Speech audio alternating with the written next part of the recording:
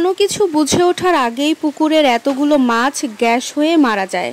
আসলে কখন কি হয় আমরা কেউ কিছুই বুঝতে পারি না। হ্যালো এভরিওয়ান, আসসালামু আলাইকুম। কেমন আছেন সবাই? অনেকদিন পরে একটা ব্লগ ভিডিও নিয়ে আসলাম।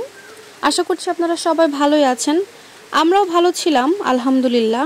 তবে আজকে সকালে ফজর নামাজ পড়ে যখন বসেছিলাম তখনই বাইরে থেকে কিছু আওয়াজ আসে। দরজায় এসে অনেক জোরে জোরে ডাকাডাকি করছিল।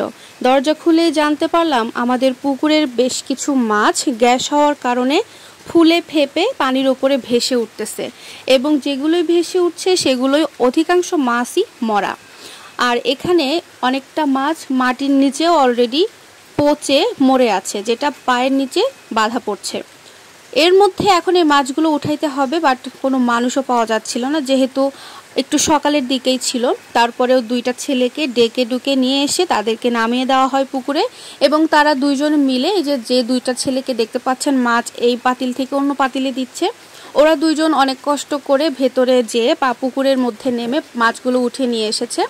এবং দেখেন অনেকগুলো মাছ এখানে, প্রায় অনেক মাছই আছে। আমি আসলে অ্যামাউন্ট বলতে পারছি না কতগুলো আছে, বাট গোনা হয় নাই।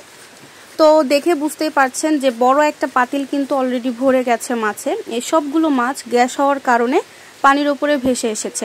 তবে এখানে যে মাছগুলো দেখতে পাচ্ছেন একটাও কিন্তু মারা যায়নি। মারা যাওয়া মাছগুলো রাখা হয়েছে অন্য আরেকটা পাশে। এগুলো আসলে সবাই বলছিল এতগুলো মাছ তো খাওয়াও সম্ভব না একসাথে। আর তাছাড়া আমার ভাইয়া এই পুকুরে যে মাছগুলা ছেড়ে চলে যায়, এখানে যেহেতু সে রেগুলার থাকে না, খুব একটা যত্ন ওইভাবে নেওয়া হয় না। একজনের ওপরে দায়িত্ব দিয়ে যাওয়ার কারণে দেখা যায় যে অনেক সময় এলোমেলো হয়ে যায়।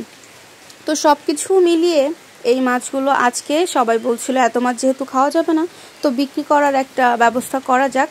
তো এই মুহূর্তে আসলে ওইভাবে বিক্রি কোথায় করবে, যেহেতু ছোট ছোট মাছ, কিন্তু এই মাছগুলো বিক্রি করার কথা ছিল আরও পরবর্তী সময়ে, কিন্তু এর আগে যেহেতু একটা দুর্ঘটনা ঘটে গেল, এই কারণে সবাই চিন্তা করলো মাছগুলো অল্প দামে গ্রামের উপরে ছেড়ে দাও, বা যদি কাছাকাছি কোনো বাজারে নিয়ে যাওয়া যায় তো সে ব্যবস্থা করা হোক। তো বাজারে নিয়ে যাওয়ার চিন্তা ভাবনা করতে করতেই আশেপাশে যারা মানুষ আছে খোঁজ খবর পেয়ে গেছে যে এখানে মাছ একটু কম দামে দিচ্ছে। যেহেতু আশেপাশে সবাই জানে এই পুকুরের মাছগুলো খুব একটা সার বা অন্যান্য কোনো কিছু দিয়ে চাষ করা হয় না, নর্মাল সার ছাড়া মাছ, এই জন্য সবাই এখান থেকেই আলহামদুলিল্লাহ গ্রামের ওপরেই বেশিরভাগ মাছ আসলে সবাই নিয়ে নিয়েছে, বাড়ির ওপর থেকেই বলা চলে। পুকুরের পাশ থেকে পাতিলটা রাখা হয়েছে একদম পুকুরের কাছেই, আর এখান থেকেই সবাই মাছগুলো নিয়ে গেছে। তো এখানে 1 কেজিতে হচ্ছিল 3টা মাছ। এগুলা কিন্তু সিলভার কাপ।